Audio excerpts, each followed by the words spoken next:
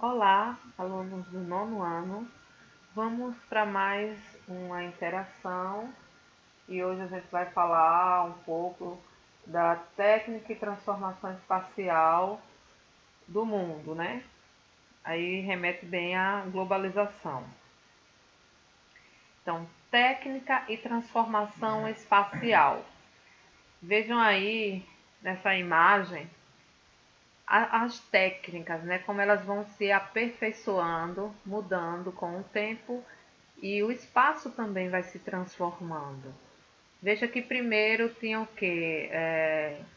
Jornal, fax, e depois veio o notebook, o computador de mesa, o notebook mais simples, e aí agora já tem um notebook mais moderno.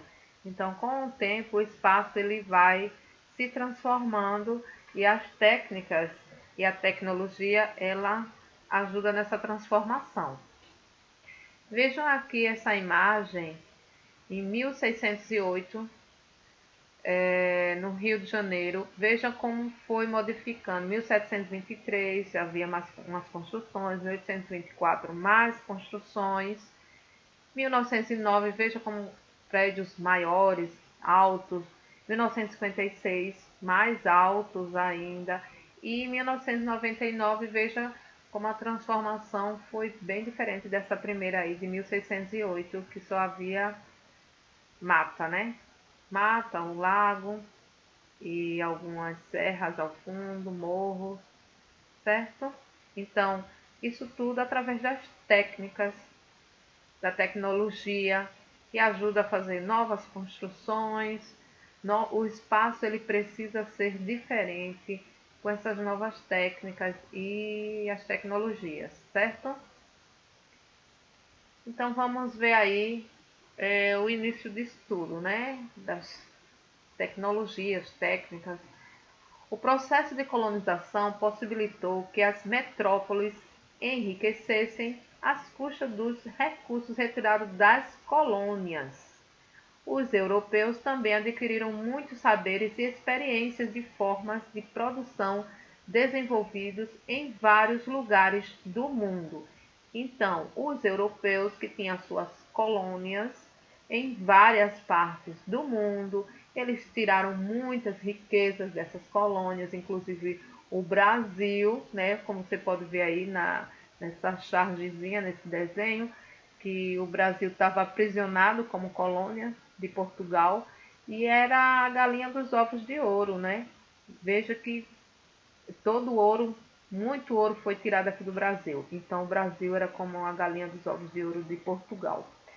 Então os europeus foram adquirindo todo aquele dinheiro, experiências e começaram a desenvolver os lugares e até o seu próprio espaço começou a ser transformado.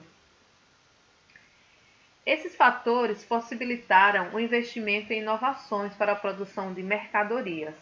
A produção passou a ser realizada em manufaturas e, ao mesmo tempo, os avanços técnicos foram aprimorando os modos de produção. Então, antes era na manufatura, né, onde tinha as pessoas que faziam com as suas mãos, como a própria palavra diz, e que aos poucos hoje a gente vê tudo na tecnologia, tudo robotizado. Veja aí essa indústria aí de automóveis que não usa mais o homem, o ser humano, para colocar essas peças. Tudo com o robô, tudo robotizado.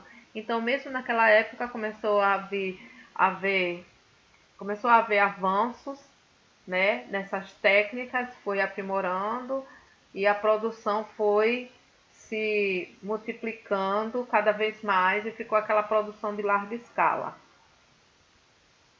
Então isso aí o que foi na primeira revolução industrial. A partir de meados do século XVIII, teve início um processo intensivo de desenvolvimento tecnológico. A invenção da máquina a vapor foi um marco nesse período e propiciou a primeira revolução industrial, iniciada na Inglaterra. Então, a partir da máquina a vapor, que é o símbolo da primeira revolução industrial, e foi a partir daí que começou a se produzir em larga escala. E a Inglaterra foi o país que deu origem à primeira revolução industrial, certo? A máquina a vapor. Quando você vê aí, né, o trem que usava a máquina a vapor, navios e indústrias também. Então, a máquina a vapor, movida a carvão, impulsionou o transporte marítimo e fez surgir o transporte ferroviário, que tornou as viagens mais rápidas e aumentou a capacidade de carga. Nas tecelagens, a máquina a vapor acelerou intensamente a produção e, como consequência, o avanço da industrialização atraiu trabalhadores do campo para as cidades. Então, a partir dessa primeira revolução industrial, as máquinas de transporte, no caso aí o trem e o navio, eles começaram a ser mais rápidos a partir da máquina a vapor. E também as indústrias de tecelagens, né, de tecidos, começou a produzir com bastante, bem acelerada, e também uma produção grande, em larga escala, né? E aí foi atraindo as pessoas que moravam no campo para ir para a cidade. Daí que ocorreu o êxodo rural. Avanços técnicos.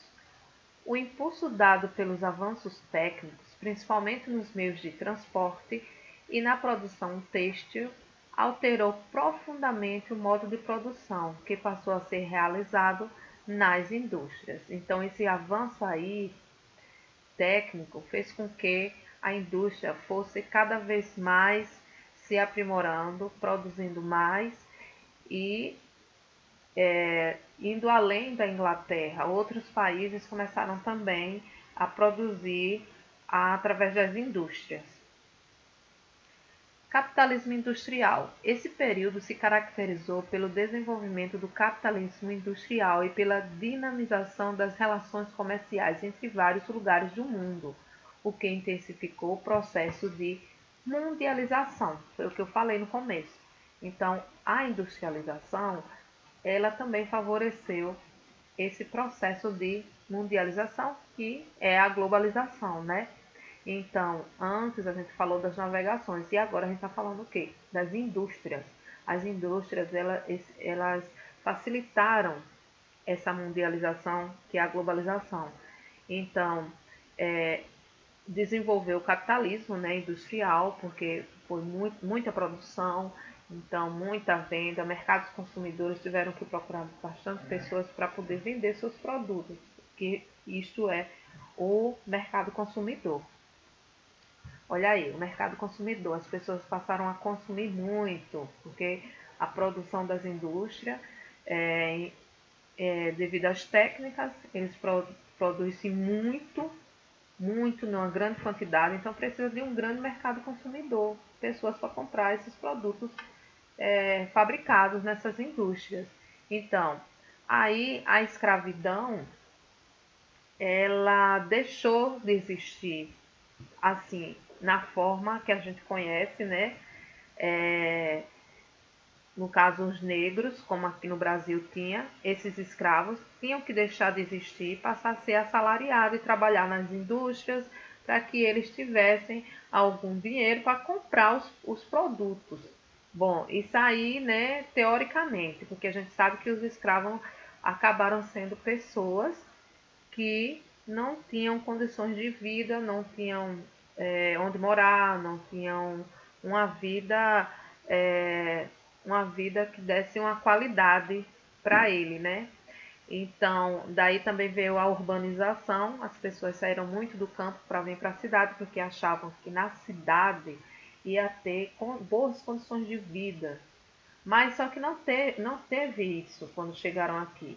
O que encontraram foi desemprego, não tinha lugar onde morar, por isso que foi crescendo essas favelas, não tinha escola suficiente, não tinha médico suficiente. Então, na verdade, as cidades, elas não tinham estrutura para receber tantas pessoas assim do campo. E aí houve esse processo de urbanização e essas pessoas foram prejudicadas ao vir para as cidades.